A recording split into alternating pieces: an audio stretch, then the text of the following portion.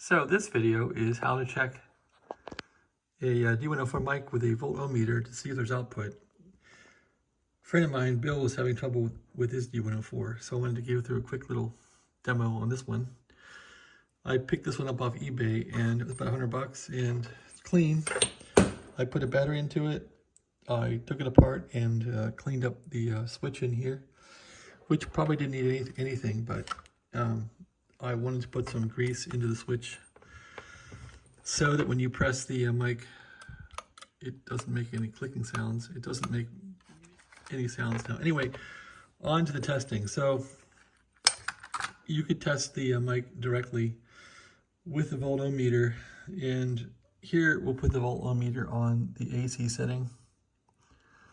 I have the gain on the bottom here cranked up pretty good, I think, all the way.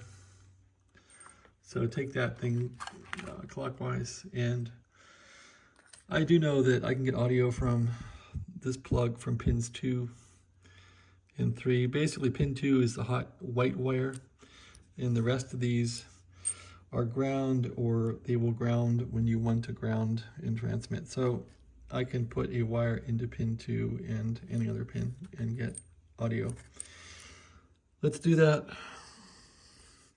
So pin 2 is this one here. Sorry, I can't do it with one hand very well. Okay, we're in pin 2 there. Any other pins are going to work because one's ground and one's key ground. So just throw it into there like that. And now if I press the mic and whistle, I should get voltage here. Nothing. Okay, that's working. So you can get about a volt or two.